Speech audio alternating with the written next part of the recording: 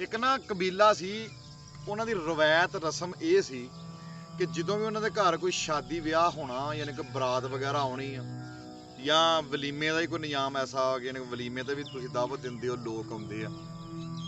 ਉਹਨਾਂ ਦੇ ਵਿੱਚ ਇੱਕ ਰਵਾਇਤ ਪਾਈ ਜਾਂਦੀ ਸੀ ਕਿ ਅਗਰ ਤੁਹਾਨੂੰ ਪਤਾ ਚੱਲਿਆ ਕਿ ਮੈਂ 100 ਬੰਦੇ ਦੀ ਬਰਾਤ ਸੱਦੀ ਆ, ਤੁਹਾਨੂੰ ਪਤਾ ਚੱਲ ਗਿਆ ਕਿਸੇ ਤਰੀਕੇ ਕਰਨਾ ਕਿ ਬਰਾਤ 125 ਹੋ ਗਈ ਆ ਜਾਂ 150 ਹੋ ਗਈ ਆ, ਯਾਨੀ ਕਿ ਬੰਦਾ ਹੱਦ ਤੋਂ ਤਜਾਵਜ਼ ਬੰਦੇ ਕਰ ਗਏ ਆ, ਤੇ ਉਦੋਂ ਉਹਨਾਂ ਦੇ ਵਿੱਚ ਇੱਕ ਰਵਾਇਤ ਸੀ ਕਿ ਜਿਹੜੇ ਉਹਨਾਂ ਦੇ ਖਾਸ ਆਪਣੇ ਬੰਦੇ ਸੀ ਨਾ, ਉਹਨਾਂ ਨੂੰ ਜਦੋਂ ਰੋਟੀ ਵਰਤਾਈ ਜਾਂਦੀ ਸੀ ਤੇ ਉਹਨਾਂ ਨੂੰ 2 ਰੋਟੀਆਂ ਇਸੇ ਤਰ੍ਹਾਂ ਹੀ ਬਗੈਰ ਗੋਸ਼ਤ ਦੇ ਟੁਕੜੇ ਤੋਂ ਲਵੇਟ ਕੇ ਉਹਨਾਂ ਦੇ ਅੱਗੇ ਰੱਖ ਦਿੱਤੀਆਂ ਜਾਂਦੀਆਂ ਸੀ। ਬਾਕੀ ਗੋਸ਼ਤ ਰੋਟੀਆਂ ਦਾ ਜੋ ਲਵੇਟ ਕੇ ਜਿਹੜਾ ਨਾ ਉਹ ਰਿਸ਼ਤੇ ਜਿਹੜੇ ਬਰਾਤੀ ਜਾਂ ਵਲੀਮੇ ਦੀ ਦਾਵਤ ਤੇ ਕੋਈ ਬਾਹਰੋਂ ਦੋਸਤ ਆਏ ਨਾ, ਉਹਨਾਂ ਦੇ ਸਾਹਮਣੇ ਪੇਸ਼ ਕਰ ਦਿੱਤੀ ਜਾਂਦੀ ਸੀ। ਉਧਰੋਂ ਮਕਦਾਰ ਘਟਾ ਦੇਣੀ ਗੋਸ਼ਤ ਦੀ ਆਪਣੇ ਭੈਣਾਂ ਭਰਾਵਾਂ ਵੱਲੋਂ, ਉਧਰ ਪੂਰੀ ਕਰ ਦੇਣੀ ਤਾਂ ਕਿ ਘਰ ਦੇ ਸਰਬਰਾਹ ਦੀ, ਘਰ ਵਾਲਿਆਂ ਦੀ ਇੱਜ਼ਤ ਰਹਿ ਜਾਏ।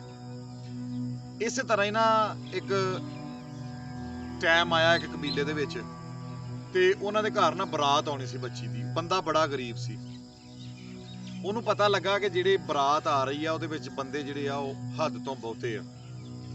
ਉਹਨੇ ਕੀ ਕੀਤਾ, ਉਹਨੇ ਜੀ ਉਸੇ ਰਵਾਇਤ ਦੇ ਮੁਤਾਬਕ 2-2 ਰੋਟੀਆਂ ਲਵੇਟ ਕੇ ਜਿਹੜੇ ਉਹਦੇ ਆਪਣੇ ਕਰੀਬੀ ਰਿਸ਼ਤੇਦਾਰ ਸੀ, ਅਜ਼ੀਜ਼ੋ ਕਾਰਬ ਸੀ ਨਾ, ਉਹਨਾਂ ਨੇ ਉਹ ਜਿਹੜੀਆਂ ਰੋਟੀਆਂ ਬਗੈਰ ਗੋਸ਼ਤ ਤੋਂ ਉਹਨਾਂ ਦੇ ਅੱਗੇ ਇਸੇ ਤਰ੍ਹਾਂ ਰੱਖ ਦਿੱਤੀਆਂ ਟੇਬਲ ਦੇ ਉੱਤੇ ਕਿ ਜਿਸ ਤਰ੍ਹਾਂ ਦੂਸਰੇ ਦੇ ਅੱਗੇ ਰੋਟੀਆਂ ਰੱਖੀਆਂ।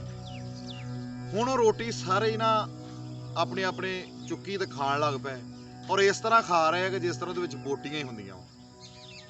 ਇੱਕ ਬਹੁਤ ਹੀ ਜ਼ਿਆਦਾ ਜਿਹੜਾ ਕਰੀਬੀ ਰਿਸ਼ਤੇਦਾਰ ਸੀਗਾ ਨਾ, ਉਹ ਉੱਠ ਕੇ ਉਹਨੇ ਰੌਲਾ ਪਾਉਣਾ, ਚਿਲਾਣਾ ਸ਼ੁਰੂ ਕਰ ਦਿੱਤਾ, ਆਪਣੀ ਔਕਾਤ ਦਿਖਾਉਣੀ ਸ਼ੁਰੂ ਕਰ ਦਿੱਤੀ ਕਿ ਯਾਰ ਆਹ ਕੀ ਕੀਤਾ ਵਾ, ਤੇਰੇ ਕੋਲ ਅਗਰ ਰੋਟੀ ਪੂਰੀ ਨਹੀਂ ਸੀ ਹੁੰਦੀ ਤੇ ਤੂੰ ਮੈਨੂੰ ਨਾ ਸੱਦਦਾ, ਇਹ ਉਹ, ਯਾਨੀ ਕਿ ਜਿਸ ਤਰ੍ਹਾਂ ਸਾਡੇ ਅਕਸਰ ਮਾਸ਼ਰੇ ਦੇ ਵਿੱਚ ਚੱਲਦਾ ਵਾ। ਉਹਨੇ ਕਾਫੀ ਚਿੱਲਿਆ ਚਲਾਇਆ, ਪ੍ਰਾਹੁਣਿਆਂ ਦੇ ਵਿੱਚ ਉਹਦੀ ਬਿਸ਼ਤੀ ਕਰਨੀ ਸ਼ੁਰੂ ਕਰ ਦਿੱਤੀ। ਉਸ ਬੰਦੇ ਨੇ ਕੋਈ ਬੜੇ ਹੌਸਲੇ ਨਾਲ, ਬੜੇ ਤਹੰਬਲ ਦੇ ਨਾਲ, ਬੜੀ ਖੁਸ਼ ਅਖਲਾਕੀ ਦੇ ਨਾਲ ਉਹਨੂੰ ਇਹ ਗੱਲ ਕਹੀ ਕਿ ਯਾਰ ਸੌਰੀ, ਮੈਂ ਤੇਰੀ ਰੋਟੀ ਦੇ ਵਿੱਚ ਗੋਸ਼ਤ ਰੱਖਣਾ ਭੁੱਲ ਗਿਆ ਵਾਂ, 1 ਮਿੰਟ ਮੈਂ ਤੇਰੀ ਰੋਟੀ ਦੇ ਵਿੱਚ ਗੋਸ਼ਤ ਰੱਖ ਦੇਣਾ। ਉਹਨੇ ਉਹਨੂੰ ਗੋਸ਼ਤ ਰੋਟੀ ਦੇ ਵਿੱਚ ਰੱਖ ਕੇ ਤੇ ਉਹਦੇ ਅੱਗੇ ਪੇਸ਼ ਕੀਤਾ। ਉਹਨੇ ਵਿਖਾਦਾ ਤੇ ਉਹਨੇ ਇੱਕ ਜਿਹੜਾ ਫਿਰ ਲਫ਼ਜ਼ ਕਿਹਾ ਨਾ ਉੱਥੇ, ਉਹ ਬੜੀ ਗਹਿਰਾਈ ਦਾ ਕਿਹਾ।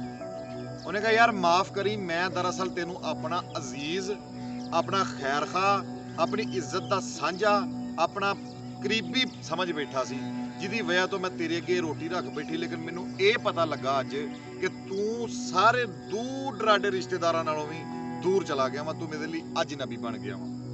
ਇਸੇ ਕਰਕੇ ਸਾਡੇ ਵਿੱਚ ਕੁਝ ਕਮ ਜ਼ਰਫ ਲੋਕ ਹੁੰਦੇ ਆ ਜਿਨ੍ਹਾਂ ਨੂੰ ਅਸੀਂ ਆਪਣਾ ਸਮਝਦੇ ਹੁੰਦੇ ਆ।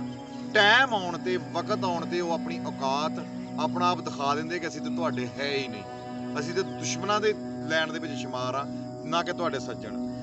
ਦੋਸਤੋ, ਅਸੀਂ ਸ਼ਰੀਕੇ ਨੂੰ ਇੱਕ ਗਲਤ ਤਸ਼ਬੀਹ ਦੇ ਲਿਆ ਕਿ ਸ਼ਰੀਕ ਇਸ ਤਰ੍ਹਾਂ, ਸ਼ਰੀਕ ਇਸ ਤਰ੍ਹਾਂ। ਲੱਗੇ ਸ਼ਰੀਕ ਦਾ ਨਾਮ ਆ ਕਿ ਤੁਹਾਡੀ ਖੁਸ਼ੀ ਦੇ ਵਿੱਚ, ਤੁਹਾਡੀ ਗਮੀ ਦੇ ਵਿੱਚ, ਤੁਹਾਡੀ ਇੱਜ਼ਤ ਦੇ ਵਿੱਚ, ਤੁਹਾਡੇ ਕਿਸੇ ਨਾ ਕਿਸੇ ਵੀ ਕੰਮ ਦੇ ਵਿੱਚ ਸ਼ਰੀਕ ਹੋ ਜਾਣਾ, ਉਹਨੂੰ ਸ਼ਰੀਕ ਕਿਹਾ ਜਾਂਦਾ ਵਾ। ਹੁਣ ਸਾਡੇ ਜਿਹੜੇ ਸ਼ਰੀਕ ਆ ਉਹ ਦੂਸਰੇ ਲੋਕਾਂ ਨਾਲੋਂ ਵੀ ਬਦਤਰ ਹੋ ਗਏ। ਉਹ ਸਾਨੂੰ ਜ਼ਲੀਲ ਕਰਨ ਦੀ ਔਰ ਸਾਨੂੰ ਬੇਇੱਜ਼ਤ ਕਰਨ ਦੀ ਕੋਸ਼ਿਸ਼ ਕਰਦੇ। ਲਿਹਾਜ਼ਾ ਇਸ ਸਬਕ ਨੂੰ ਬਦਲੋ ਯਾਰ, ਆਪਣੀ ਇੱਜ਼ਤਾਂ, ਆਪਣੇ ਪਿਆਰ ਮੁਹੱਬਤ ਸਾਂਝੇ ਕਰੋ, ਇੱਕ ਦੂਜੇ ਦੀ ਇੱਜ਼ਤ ਨੂੰ ਆਪਣੀ ਇੱਜ਼ਤ ਸਮਝੋ, ਤੇ ਆਪਣੇ ਜਿਹੜਾ ਬੰਦਾ ਤੁਹਾਡੇ ਤੇ ਮਾਣ ਕਰਦਾ ਹੋਵੇ ਨਾ, कभी भी मान ना तोड़ियो। कहते कि वो जो आला ज़रूफ होते हैं वही गोल्डन हरूफ होते हैं। ਤੁਸੀਂ ਏਡੇ ਕਾਲਾ ਜ਼ਰਫ ਬਣ ਜਾਓ ਕਿ ਲੋਕ ਤੁਹਾਡੀਆਂ ਮਿਸਾਲਾਂ ਦੇਣ। ਤੇ ਜਿਹੜਾ ਕੋਈ ਬੰਦਾ ਤੁਹਾਡੇ ਨਾਲ ਇਸ ਤਰ੍ਹਾਂ ਦਾ ਕੰਮ ਕਰਦਾ ਨਾ, ਤੁਹਾਨੂੰ ਆਪਣਾ ਕਰੀਬੀ, ਆਪਣਾ ਅਜ਼ੀਜ਼ ਸਮਝਦਾ ਹੁੰਦਾ ਵਾ। ਤੇ ਕੁਝ ਲੋਕ ਐਸੇ ਆ ਜਿਹੜੇ ਆਪਣਾ ਉਸ ਟਾਈਮ ਤੇ ਆਣ ਕੇ ਆਪਣੀ ਔਕਾਤ ਤੇ ਆਪਣਾ ਆਪ ਦੱਸ ਦਿੰਦੇ ਕਿ ਅਸੀਂ ਤੇਰੇ ਕੁਛ ਨਹੀਂ ਲੱਗਦੇ, ਤੂੰ ਤੇ ਐਵੇਂ ਸਾਡੇ ਤੇ ਮਾਣ ਕਰਦਾ ਰਿਹਾ। ਤੇ ਦੋਸਤੋ, ਇਹਦੇ ਨਾਲ ਹੀ ਮੇਰੀ ਅੱਜ ਦੀ ਜਿਹੜੀ ਵੀਡੀਓ ਆ ਉਹਨੂੰ ਮੈਂ ਮੁਕੰਮਲ ਕਰਨੀ ਚਾਹੁੰਦਾ ਵਾਂ। ਤੇ ਮੇਰੀ ਛੋਟੀ ਜਿਹੀ ਇੱਕ ਰਿਕੁਐਸਟ ਕਿ ਜਿਹੜੇ ਮੇਰੇ ਨਵੇਂ ਦੋਸਤ ਮੇਰੇ ਚੈਨਲ ਤੇ ਮੇਰੀ ਵੀਡੀਓ ਨੂੰ ਪਹਿਲੀ ਵਾਰੀ ਵੇਖ ਰਹੇ ਆ, ਉਹ ਮੇਰੇ ਚੈਨਲ ਨੂੰ ਜ਼ਰੂਰ ਸਬਸਕ੍ਰਾਈਬ ਕਰੋ ਔਰ ਦੂਸਰਿਆਂ ਤੱਕ ਵੀ ਸ਼ੇਅਰ ਕਰਿਆ ਕਰੋ ਗੱਲਾਂ, ਤਾਂ ਕਿ ਸਾਡੀਆਂ ਗੱਲਾਂ ਸੁਣ ਕੇ ਅਗਰ ਸ਼ਾਇਦ ਕੋਈ ਨਾ ਕੋਈ ਬੰਦਾ ਰਾਹ ਰਸਤੇ ਆ ਜਾਏ ਤੇ ਵੀ ਇੱਕ ਸਦਕਾ ਜਾਰੀਆ ਵਾ। ਤੇ ਤੁਹਾਡਾ ਆਪਣਾ ਲਾਲਾ ਵਕਾਰ, ਤੁਹਾਡਾ ਆਪਣਾ YouTube ਚੈਨਲ ਮੇਰਾ ਜਿਹੜਾ ਲਾਲੇ ਵਕਾਰ ਦੇ ਨਾਮ ਤੋਂ, ਤੇ ਤੁਹਾਡੇ ਨਾਲ ਆਪਣੀਆਂ ਗੱਲਾਂ ਬਾਤਾਂ ਸਾਂਝੀਆਂ ਕਰਦੇ ਰਹੀਦਾ ਵਾ। ਮੈਨੂੰ ਦੱਸ ਵੀ ਦਿਆ ਕਰੋ ਕਿ ਗੱਲ ਕੈਸੀ ਲੱਗੀ, ਗੱਲ ਦੇ ਵਿੱਚ ਕੋਈ ਸਬਕ ਅਜ਼ਮੂਦਾ ਗੱਲ ਹੈ ਕਿ ਨਹੀਂ। ਅਗਰ ਮੈਂ ਕਿਤੇ ਗਲਤ ਆ, ਮੈਨੂੰ ਉਹ ਵੀ ਤੁਸੀਂ ਦੱਸ ਸਕਦੇ ਹੋ। ਮੈਂ ਤੁਹਾਡਾ ਵੀਰ ਆ, ਭਰਾ ਵਾਂ। ਤੇ ਮੈਨੂੰ ਦੁਆਵਾਂ ਆਪਣੀਆਂ ਯਾਦ ਰੱਖਿਓ। ਅੱਲਾਹ ਪਾਕ ਤੁਹਾਨੂੰ ਸ਼ਾਦ ਤੇ ਆਬਾਦ ਰੱਖੇ, ਹੱਸਦੇ ਮੁਸਕਰਾਉਂਦੇ ਰੱਖੇ। ਅੱਲਾਹ ਦੀ ਜ਼ਾਤ ਪਾਕ ਤੁਹਾਨੂੰ ਸਦਾ ਹੀ ਖੁਸ਼ ਰੱਖੇ। ਮੇਰੇ ਲਈ ਵੀ ਦੁਆ ਕਰਦੇ ਕਰਿਓ। अस्सलाम वालेकुम।